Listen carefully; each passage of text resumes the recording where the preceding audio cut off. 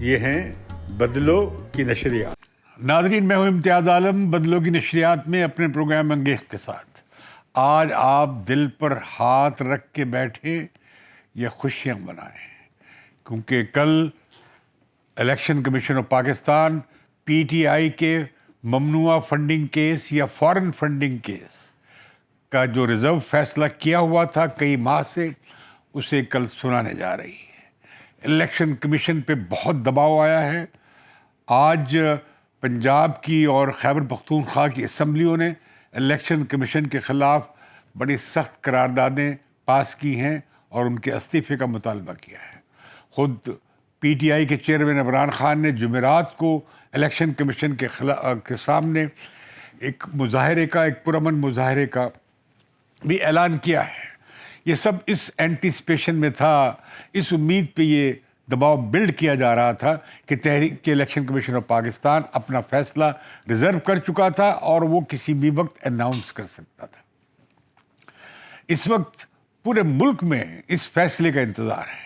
اس فیصلے سے چند دن قبل فائنینشیل ٹائمز میں جو خبر چھپی، اس میں فائنینشیل ٹائمز کی رپورٹ میں ابراج گروپ یا عارف نقوی اور ان کا وہ جو واٹن کرکٹ کلب تھا، اس کے جو حوالے سے جو فنڈ ریزنگ کی گئی تھی چیریٹی کے لیے، یعنی خیرات کے لیے، لوگوں کی مدد کے لیے، جو چیریٹی کے پرپس کے لیے جو فنڈنگ ریز کی گئی تھی، جس میں عمران خان نے باؤلنگ بھی کرائی تھی اور وہاں پہ خوب وہاں پہ لوگوں نے بڑھ چڑھ کے چندہ دیا تھا.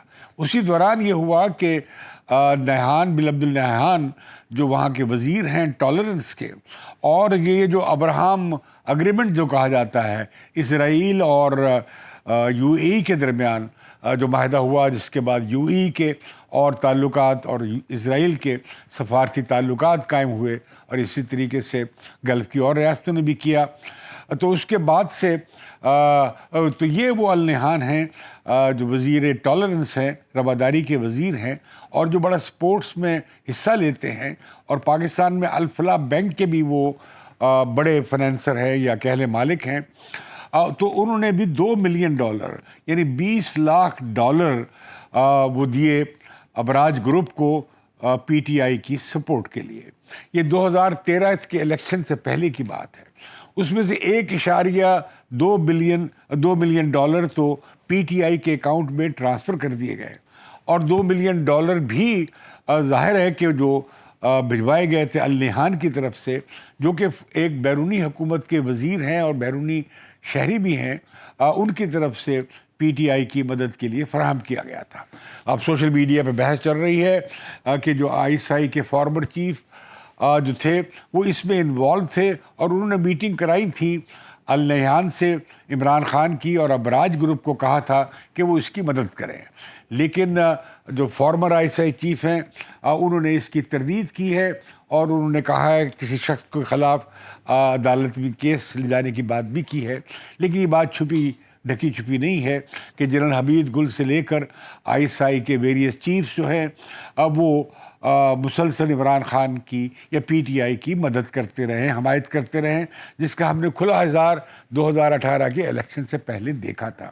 اور ان کی پارٹی جو 2013 کے انتخابات میں ایک تیسری بڑی پارٹی بن کر سامنے آئی تھی، اور اس کے بعد اس نے ایک طویل دھرنا دیا تھا، اور پھر وہ 2018 کے انتخابات تک پہنچتے ایک نیشنل پارٹی بن گئی. اور عمران خان پاکستان کے بھٹو کے بعد سب سے بڑے پاپولر اور پاپولسٹ لیڈر کے طور پہ ہمارے سامنے آئے. عمران خان نے ایک کولیشن گورنمنٹ بنائی، 3.5 سال ان کی حکومت رہی. اس کے بعد ان کے خلاف عدم اعتماد کا ووٹ آیا کہ وہ جو صفحہ تھا وہ پھٹ گیا، اور عمران خان اور اسٹیبلشمنٹ میں پچھلے سال سے دوریاں آنی شروع ہوئیں. یہ کوئی بیرونی سازش نہیں تھی، لیکن ظاہر ہے کہ اس میں جو پروجیکٹ بنایا تھا دونوں پرانی پارٹیز کو سائیڈ لائن کر کے عمران خان کو لانے کا، اس میں اسٹیبلشمنٹ کا یہ خیال تھا کہ اگر عمران خان ان کے لہ پالک بن کے رہیں گے تو یہ ان کی غلط فہمی تھی. عمران خان پاکستان کے قومی ہیرو رہے ہیں، ہمارے ملک میں قومی ہیروز کی کمی نہیں ہے، اس میں عمران خان سب سے ٹاپ پہ نظر آتے ہیں. پھر انہوں نے ایک بڑی مہم چلائی फिलैंथ्रोपिस्ट के तौर पे, और उन्होंने शौकत खानम अस्पताल बनाया, उन्होंने यूनिवर्सिटी बनाई, और अब शौकत खानम अस्पताल पेशावर में भी बन गया है, कराची में भी बन गया है। इमरान खान की ये जो इंसान दोस्त सरगर्मियाँ थी, उसमें उन्होंने बच्चों को, स्कूल के बच्चों को उन्होंने मैस फंडिंग करवा के पूरे आवाम को शामिल किया। और हमें याद है कि किस तरह ज़लज़ले के बाद उन्होंने किस तरह कैंपेन चलाई, और ख़ास तौर पे जंग ग्रुप या जियो के साथ मिलकर उन्होंने कैंपेन चलाई थी, जिसमें उन्होंने अरबों रुपए इकट्ठे किए थे बहाली के लिए सैलाब ज़दगा उनकी ज़लज़ला ज़दगान की। तो इमरान खान एक ऐसे लीडर के तौर पे सामने आए जो ना ख़ानदानी सियासतदान था और ना जिसका कोई वो इलेक्टेबल था, बल्कि वो अपने ही ज़ोर पर पहले वो कौमी हीरो बने, फिर वो कौमी खिदमतगार बने। नेकूकार के तौर पे लोगों ने उन पर एतबार किया, और जहाँ इमरान खान जाते थे वहाँ फंड जमा होते थे, जिससे उन्होंने खैराती अस्पताल भी बनाए और यूनिवर्सिटी भी बनाई, और फिर बाद अपनी पार्टी भी बिल्ड की उसी सपोर्ट बेस पे। इमरान खान जो है, उनकी पीटीआई और इमरान खान की सियासत बाकी पार्टियों से इसलिए भी मुख्तलिफ है कि इमरान खान ने अपनी पार्टी के फ़रोग के लिए मिडिल क्लास पे इन्हिसार किया और लोगों की कंट्रीब्यूशन पे इन्हिसार किया। लिहाजा ओवरसीज़ पाकिस्तानीज़ में काफ़ी ख़ास तौर पे मकबूल हुए, और उन पे लोग डॉलर्स और पाउंड्स और यूरोज़ निछावर करते थे, हज़ारहा की तादाद में, मिलियंस की तादाद में। तो लिहाजा इमरान खान की पीटीआई सबसे बड़ी मैसिव फंडेड पार्टी बनी अवामी हमायत के साथ। अब इसमें 2009 से 13 तक के अकाउंट ज़ेर बहस आए हैं इलेक्शन कमीशन के सामने। 13 से लेकर 22 तक अभी नहीं आए ज़ेर गौर। इस पर यह मुकदमा 8 साल चला।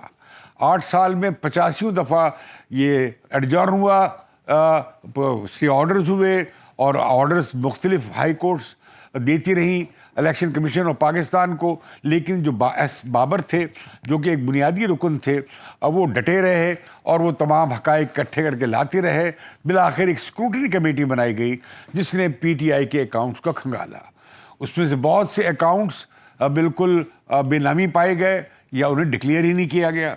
उनमें मुलाजिमीन के नाम भी फंड्स आए, उनके नाम भी अकाउंट खुले, और ख़ुद जो पीटीआई ने जो रिपोर्ट दी उसमें बड़े पीटीआई के अहम रहनुमाओं के नाम भी आए हैं, जिसमें साबिक गवर्नर सिंध, साबिक गवर्नर केपी और ख़ुद पीटीआई के बड़े लीडर्स के नाम आते हैं, जिन पर जिम्मेदारी डाल दी गई कि भाई ये फ़ंड वसूल कर रहे थे। अब सवाल ये है कि उन फंड के जो ऑडिट और अकाउंट्स पेश किए गए, उसमें सर्टिफिकेट लगता है पार्टी चेयरमैन का, जो सर्टिफाई करता है कि to the best of his knowledge ये सारे अकाउंट सच्चे और खरे हैं। तो इमरान खान जाहिर है कि बतौर चेयरमैन वो सर्टिफिकेट देते रहे। लगता ये है कि जिस पैमाने पर इमरान खान फंडिंग इकट्ठी करते थे और लोग उन पर ट्रस्ट और एतमाद करते थे, वो उनकी नज़र में, लोगों की नज़र में वो एक सेल्फलेस आदमी हैं, और वो उनकी ज़ाती गरज नहीं है, उन्हें पैसे की ज़रूरत नहीं है। लिहाजा लोगों ने अपनी खैराती रकूम या अपने सदका और खैरात और मदद और कंट्रीब्यूशन उन्हें बड़े पैमाने पर दिया। अब यहाँ लगा ये है, जो मुझे लगा है, कि शौकत खानम के फ़ंड हों और पीटीआई के फ़ंड हों या इमरान खान के ज़ाती फ़ंड्स हों, वो कहीं आपस में गड़मड़ हो गए हैं। अब उसमें ज़ाहिर है कि जो ऑडिट रिपोर्ट्स हुई हैं उसमें उन्होंने इस चीज़ को निशानदही की होगी और वो पेश भी किए गए। लेकिन साथ ही हमने ये देखा कि जो वो कमेटी बनाई गई, स्क्रूटनी कमेटी, उससे स्टेट बैंक ऑफ पाकिस्तान ने भी बहुत सारी तफसीलात फराहम की हैं। अब उनके साथ मैचिंग रिसीट्स हैं या नहीं हैं, एक्सपेंडिचर की तफसीलात हैं या नहीं हैं। हमें नज़र आता है कि पाकिस्तान की पॉलिटिकल पार्टीज़ में ना तो कोई जमहूरी निज़ाम है, ना उनके यहाँ बाकायदा इलेक्शन होते हैं, फ़र्ज़ी और कागज़ी इलेक्शन किए जाते हैं, भले तहरीक इंसाफ हो, भले पीटीआई हो, या मुस्लिम लीग नवाज़ हो, या पीपल्स पार्टी हो। इमरान खान ने अलबत्ता शुरू में अपनी पार्टी को मैस मेंबरशिप की थी, मुहिम चलाई थी, एक दस्तूरी कमेटी भी बन गई थी, एक इलेक्शन कमीशन भी उनका बन गया था। लेकिन उन इलेक्शंस को पार्टी ही के लीडर्स ने सबवर्ट कर दिया, और फिर वो जो जमहूरी अमल था पार्टी को डेमोक्रेटाइज़ करने का और इंस्टीट्यूशनलाइज करने का, वो रुक गया। ख्याल यही था جیسے ہمیں حامد خان صاحب بتاتے ہیں جو ان کے بانی اراکین میں سے ہیں پی ٹی آئی کے، انہوں نے کہا تھا ہمارا خیال تھا کہ ایک منظم ادارہ بنائیں پارٹی کو، اوپر سے لے کر نیچے تک منتخب ہو، تاکہ عمران خان کی عدم موجودگی میں بھی یہ پارٹی چل سکے۔ تو میں سمجھتا ہوں کہ یہ تو بہت اچھی بات ہے کہ ایک پارٹی عوامی فنڈ سے چلتی ہے، لیکن اب ظاہر ہے کہ اس میں وہ لوگ بھی آ گئے جو بڑے مافیاز کے لوگ تھے، جیسے یہ ابراج گروپ ہے، یہ عارف نقوی صاحب ہیں، یہ بھی مختلف پارٹیوں سے اور حکومتوں سے رابطہ کرتے رہے، یہ کے الیکٹرک کے بھی مالک ہیں اور کے الیکٹرک کو یہ بیچنا چاہتے تھے اور انہوں نے بہت سارے پیسے دینے تھے یہاں کی گیس کی اور تیل کی کارپوریشنز کو، جن سے وہ کراچی الیکٹرک کے لیے یہ توانائی لیتے رہے تھے۔ تو لہذا اس میں کیس بنا، ایف آئی اے بیچ میں آئی، تو پھر ان میں ہم نے دیکھا کہ پرانے ایف آئی اے کے جو ڈی جی تھے میمن، انہوں نے بیان بھی دیا کہ عمران خان نے انہیں بہت جھڑکا کہ آپ میرے دوست کی تحقیقات کیوں کر رہے ہیں۔ عمران خان نے، میں حیران ہو گیا، بڑا غضبناک انٹرویو دیا ہے جس میں وہ کہہ رہے ہیں کہ وہ بہت اچھا آدمی ہے، جس طرح بی سی سی آئی کو وہ نہیں دے سکتے مغرب والے، اسی طرح ابراج گروپ جو بہت 2002 کے بعد تیزی سے ترقی کر کے آگے چلا گیا تھا، تو اسے بھی وہ سمجھتے ہیں کہ اس نے کوئی کی ہوگی تھوڑی بہت منی لانڈرنگ، لیکن اصل میں وہ کھٹک رہا تھا مغرب کی نگاہوں میں۔ عمران خان نے ایک طریقے سے اپنے دوست کو عارف نقوی کو ڈیفینڈ کیا۔ میں ان کی اس دیدہ دلیری پہ بہت حیران ہوا ہوں، کیونکہ مجھے معلوم ہے کہ بی سی سی آئی اور ابراج گروپ جو ہے یہ عالمی سرمایہ داری کی اور ملٹی نیشنل کارپوریشنز کی دلالی کرتے رہے اور ان کی وائٹ منی لانڈرنگ کرتے رہے، اور یہ اب اس میں آ کر خود بھی پھنس گئے جو یہ سروسز پرووائڈ کرتے تھے۔ اب اس میں نام آ رہا ہے، اب انہیں وہ گرفتار کیے گئے، ان پر بہت بڑے الزامات ہیں، hundreds of millions of dollars کے فراڈ کے، اور انہیں امریکہ لے جانے کی کوشش ہو رہی ہے، جہاں پہ تفتیش اگر بڑھی تو اس میں پاکستان کے بڑے اہم جرنیلوں اور سیاستدانوں اور عمران خان کا نام بھی آنا ہے۔ جب وہ گرفتار ہوئے تھے تو انہوں نے اپنے ریفرنسز میں ایک نام جو دیا تھا وہ عمران خان کا، اور ان کا پتہ اور ٹیلی فون نمبر بھی انہوں نے دیا۔ تو لہذا عمران خان کا اور عارف نقوی کا تو ایک لنک ہمیں نظر آتا ہے۔ یہاں جو ہمارے پولیٹیکل پارٹیز ایکٹ ہے اس میں لکھا ہوا ہے کہ فارن فنڈنگ یا فارن نیشنل یعنی غیر ملکی کی فنڈنگ ممنوع ہے، یہ فاربڈن ہے۔ اگر کوئی پارٹی حاصل کرے گی تو وہ فنڈز، ایک تو یہ تشریح کی جا رہی ہے کہ کل کیا ہوگا فیصلہ، وہ کئی فیصلے ہو سکتے ہیں۔ اس میں ایک تو بات یہ ہے کہ جو فنڈز میں بدعنوانی نظر آئے گی یا جو اس کے اندر جو نظر آئیں گی بے ضابطگیاں، وہ تو آئیڈینٹیفائی کرے گا، اور یہ تفصیلی فیصلہ مجھے لگتا ہے یہ مختصر فیصلہ نہیں ہوگا، کیونکہ جب ایک پارٹی کے آپ فنڈز کے بارے میں فیصلہ کرنے جا رہے ہیں تو آپ تفصیلات دیں گے۔ تو کل ہم دیکھیں گے کہ کتنے فنڈز کو وہ آئیڈینٹیفائی کرتے ہیں کہ ممنوع تھے، اور انہیں وہ ضبط کریں گے بحق سرکار۔ ظاہر ہے وہ فنڈز ضبط ہو جائیں گے۔ آیا پی ٹی آئی کے خزانے میں یا ان کے اکاؤنٹس میں اتنے پیسے ہیں بھی، یہ نہیں ہیں، اب ہر کیا وہ فنڈز تو ضبط ہوں گے۔ اس کے علاوہ کیا قدم ہوگا؟ کیا عمران خان کے خلاف کارروائی ہو سکتی ہے؟ اس پہ وکلاء کی رائے مختلف ہے، قانون دانوں کی۔ ان کا خیال ہے کہ نہیں، ان پر یہ مقدمہ نہیں بنتا ہے۔ انہیں کیا معلوم کہ یہ فنڈز کہاں سے آئے ہیں؟ ان کو دیکھ رہے ہیں کہ ان کی پارٹی کو چندہ اکٹھا ہو رہا ہے، اس چندہ مہم میں جاتے ہیں، وہ کس اکاؤنٹ سے ہو کر کس طرح پہنچتی ہے، وہ ان کے پاس آ گئی۔ وہ چندہ دینے والے نے غیر قانونی طریقے سے فنڈ ریزنگ کی یا کس طریقے سے کی، اس سے ان کا کیا تعلق ہے؟ تو عمران خان یہ ڈیفینس لے سکتے ہیں، لیکن یہ عمران خان کے لیے ایک اخلاقی طور پہ بہت بڑا ایک دھچکا ہوگا، ایک بڑا خوفناک دھچکا ہوگا، جو تحریک انصاف کی، جو بہت موریلٹی کی اور اخلاقیات کی بلند چوٹی پہ تحریک انصاف اور عمران خان کھڑے تھے، مجھے ڈر لگتا ہے کہ کہیں وہ دھڑام سے نیچے نہ گریں۔ اخلاقی دیوالیے کا یا اخلاقی سیٹ بیک کا بہت خدشہ ہے کل کے فیصلے کی صورت میں۔ تیسری بات یہ ہے، میں نہیں سمجھتا کہ اس سے پارٹی پہ بندش لگ سکتی ہے یا پارٹی سے سمبل لیا جا سکتا ہے۔ جس طرح ہم دیکھتے ہیں کہ ایک سابق سیکرٹری ہیں کنول صاحب، وہ بڑی باتیں کر رہے ہیں تحریک انصاف کی پارٹی بند ہو سکتی ہے, ان کا سمبل چھینا جا سکتا ہے. میرا خیال ہے اس طرح کی بات الیکشن کمیشن نہیں کر سکتا ہے. البتہ حکومت ان کے خلاف ریفرنس بھیج سکتی ہے, وہ بھی سپریم کورٹ کو, پھر سپریم کورٹ فیصلہ کر سکتا ہے.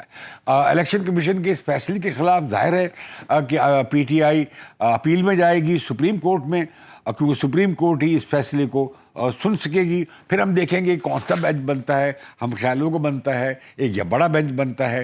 میں سمجھتا ہوں کہ ایک بڑا بینچ بننا چاہیے تاکہ انصاف کے حصول کو میں تحریک انصاف کو مشکل نہ بنے. دوسری طرف اس پر جو اتحادی جماعتیں ہیں جو بالکل اس وقت گڑگڑا رہی ہیں, بری حالت ہے, ہر روز انہیں سخت فیصلے کرنے پڑ رہے ہیں. پیٹرول کی, ڈیزل کی, بجلی کی قیمتیں بڑھا رہے ہیں. ڈالر جو ہے اس کے مقابلے میں روپیہ گرتا چلا گیا ہے. ابھی کچھ دنوں میں 2 دنوں میں کچھ روپیہ بحال ہونا شروع ہوا ہے, اور کہا یہی جاتا ہے کہ اگست کے آخر تک روپیہ اپنی اصل ویلیو پہ آ جائے گا جب آئی ایم ایف سے معاہدہ ہو جائے گا. یہاں ہم دیکھتے ہیں کہ آئی ایم ایف بھی لگتا ہے آرم ٹوئسٹنگ کر رہا ہے. یہ محض یہ نہیں ہے کہ چھٹیوں پہ چلے گئے ہیں اور بورڈ چھٹیوں کے بعد ملے گا, یعنی اگست کے آخری ہفتے تک ملے گا. تو میں سمجھتا ہوں کہ یہ پاکستان کی آرم ٹوئسٹنگ ہو رہی ہے, جو فقط عمران خان حکومت کی نہیں تھی یا شہباز شریف حکومت کی نہیں ہے. پاکستان کی آرم ٹوئسٹنگ ہو رہی ہے کہ پاکستان سے مختلف طرح کی شرائط منوانے کی کوشش ہو رہی ہے. ہم نے یہ دیکھا ایک کانسیکوینس کہ عمران خان کی حکومت کے دوران جو تھا سی پیک کے منصوبے وہ سست پڑ گئے. سی پیک پورٹ پہ جو کام تھا وہ بھی ہم نے دیکھا کافی پیچھے رہ گیا, آگے کام نہیں گیا.